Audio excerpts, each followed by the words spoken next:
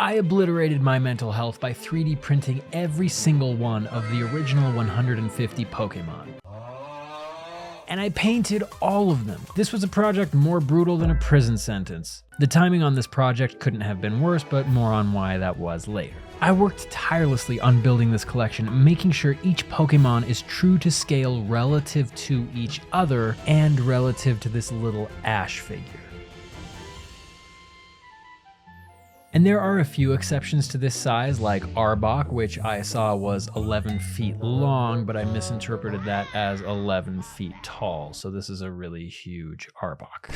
But I really like the size of this oversized Arbok, along with the other Pokemon that aren't quite true to size. Tentacruel also came out larger than his official size, but part of that is because there was a giant Tentacruel in a Team Rocket episode in the original series, and I mentioned this in part 1 of this video, and if you want to check that out, it is linked in the description, and I'll try to put a button up here, but sometimes you just gotta cut your losses in upload and it might not be there. Okay. So yeah, I won't revisit the details on why this is so much bigger than it should be, but I love the way that this looks in a lineup of all the other Pokemon. And honestly, there's something so nostalgic and satisfying about seeing all of these little toys together in a big group. And even though I am so sick of painting Pokemon, it brought back a lot of childhood memories of this franchise when it was first taking off. And I've got to say, the most iconic of this set, in my opinion, have got to be the 3 starters and their evolutions. Every kid in the 90s loved one of these Pokemon throughout the games. It's true, you might have loved or preferred Pikachu more, but you actually couldn't pick Pikachu as a starter in Pokemon Red or Pokemon Blue. So your companion through the whole journey had to be Squirtle, Bulbasaur, or Charmander. And here they are with their evolutions. We've got Bulbasaur, Ivysaur, Venusaur, Charmander, Charmeleon, Charizard, and Squirtle, Wartortle, and Blastoise. These are the Pokemon that I remember the most when I was a kid and the franchise was young, because back then adults didn't really get it. There were no grown-ups who were into collecting these cards, the toys, or the merch. Just confused parents who gave in to the demands of their children who wanted to collect these pocket monsters from Japan. And every single kid needed to have a Charizard card. I'm lucky enough to actually have one. And here's my Charizard card together with the Charizard that I printed on camera for one time only, because now I'm off to pawn my Charizard card to pay for therapy after spending the last 3 weeks painting all of these. What? No, dude! Another really cool thing about this set is how small some of these Pokemon turned out. Ash Ketchum in this set was my base frame of reference for how big everything should be. And in the cartoon, Ash is only about 4'7", and I printed him to be just 2 inches tall. So some of the smaller Pokemon, in order to be the right size relative to him, like Diglett and Ekans, who are some of the smallest, they're only a foot tall or so. So when I printed these to be the proper size relative to Ash, they turned out tiny, and I actually kind of love it. There are a handful of these minis that are so satisfying to look at given their size. Eevee, Cubone, Weedle, Execute, I love how Execute turned out, Krabby, Bellsprout, just to name a couple. And a lot of my favorite models in this set also wound up being some of my favorites because of memories that I have from being a kid opening up the card booster packs. So these aren't necessarily as iconic as Charizard, but as a child, these cards really called to me and made me fall in love with some of these Pokemon.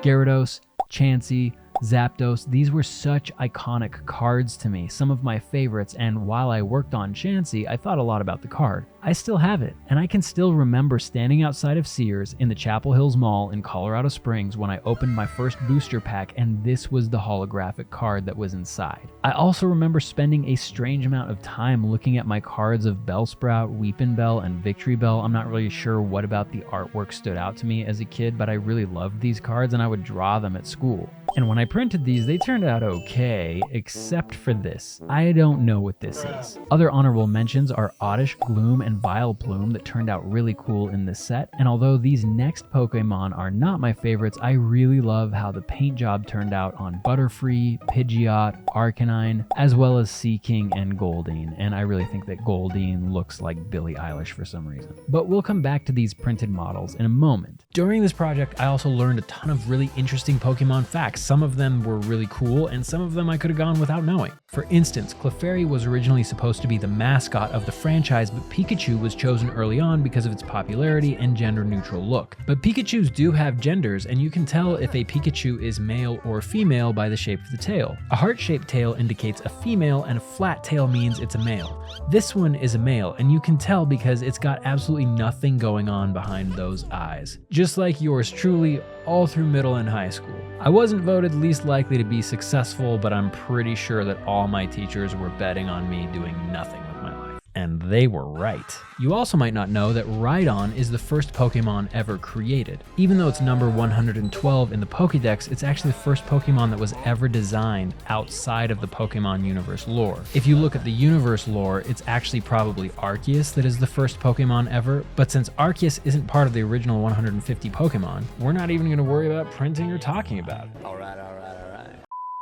Meowth is the only Pokemon who can talk, and this is because in the cartoon, Meowth taught himself to speak the human language to impress a female Meowth. And that's why he can talk and probably why he's single, because obviously it didn't work out for him, so remember that, fellas. The ladies don't want to hear what you have to think. They just want to see your powerful moves, and unfortunately for Meowth, he supposedly sacrificed learning any powerful moves so that he could learn to speak English, or Japanese, or whatever language you watch it in. Then there's Kangaskhan, which has this like ongoing mystery about it because you never see one of these without a baby in its pouch. The baby is always there. It's literally the millennial spirit animal. No home of its own and no ability to leave the nest, and no matter where you find this Pokemon in the wild, it always has that baby with it. And then there's this thing, which is probably the creepiest Pokemon in the entire Pokemon universe in my opinion. Parasect is actually a zombie-like Pokemon controlled by a fungus, where the mushroom growing on its back has taken over its body and controls its actions. And this is actually a real thing that happens in our physical world. Certain species of insects and even tarantulas can get infected by cordyceps, which can take over the body and brain of the host.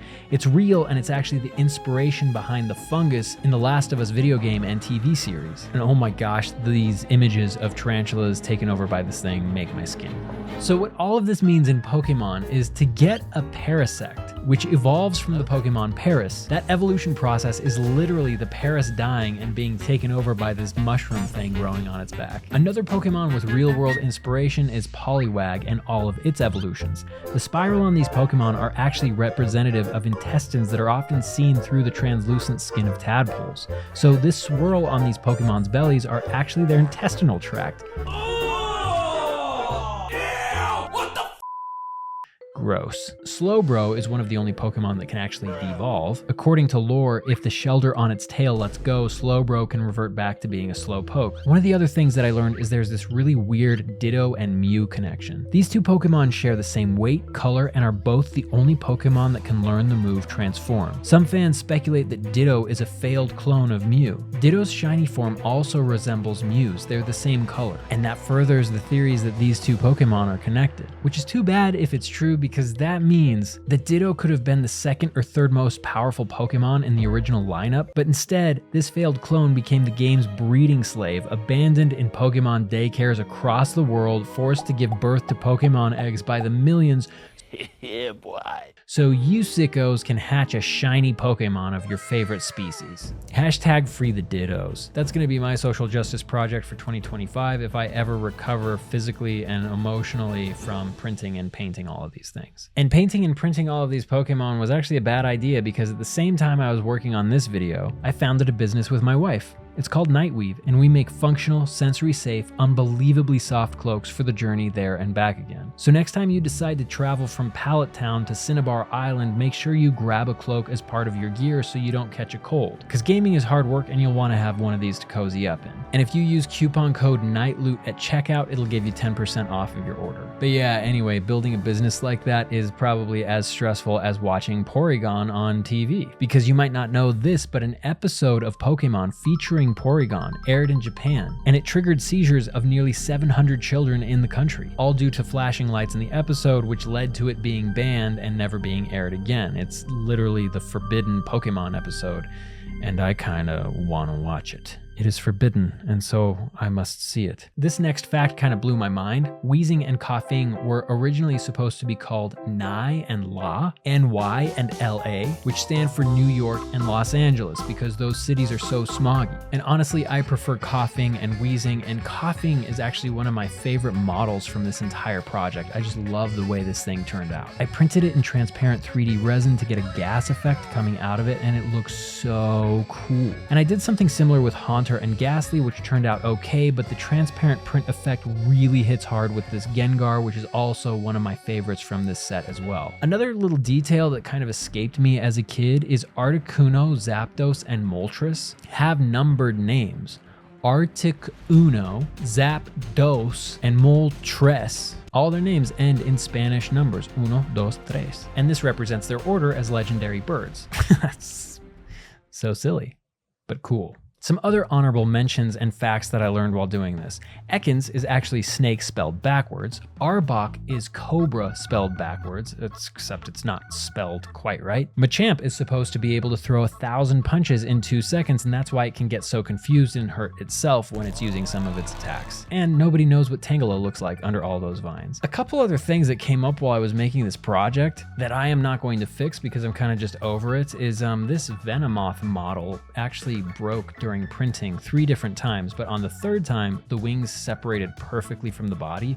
So I was like, I'm gonna paint the body separately and I'm gonna leave the wings this cool green transparent, which was less green than this because it was a very thin layer, and I thought that'll look just like bug wings. But at some point, I lost those wings, so this Venomoth doesn't have any wings, which is too bad because I think it would have given it a really cool real-world insect vibe. You could see right through them. They looked awesome. Mewtwo was the easiest to paint. It was just a purple tail, and then I had to do the eyes. Pikachu and Raichu were somehow the hardest to paint. Every time I went to paint them, my hands started shaking, almost like there was literal electricity going through my veins. So maybe these Pokemon will come to life at night when I'm not looking at them. But a few of these were really awesome because I was able to print them on a bamboo printer, which prints in multiple colors, and these things printed pretty much in full color. Gyarados, Charizard, Zapdos. Thank the gods I didn't have to paint these. I am so sick of painting Pokemon. Snorlax began really cool because I started him out with an airbrush, but then when I painted his belly, it just didn't go on very well. And I could do another coat, but I'm lazy. So thank you for checking out part 2 of 3D printing and painting all 150 original Pokemon. And you might say to yourself, well, Christopher, there's 151 Pokemon because you printed Mew, and that's true, but there is a Pokemon that I was like, I forgot to print it, and I'm too sick of this project to go back and fire up the 3D printer for one measly Pokemon. See if you can find it in the lineup which one's missing. So if you like cool nerdy projects like this, make sure to give this video a thumbs up and feel free to subscribe to the channel because next time I'm going to be creating a 4-foot by 8-foot topographical map of Middle-earth with all of the castles, cities, strongholds 3D printed to scale, and it's gonna be awesome. I think I might even turn it into a table. It's gonna be a really cool project. And hopefully that video will drop in a week or 2. So we'll see you there, and if you grab a Nightweave cloak now, you might be wearing it on the couch by the time that video drops. See you in the next one. Bye.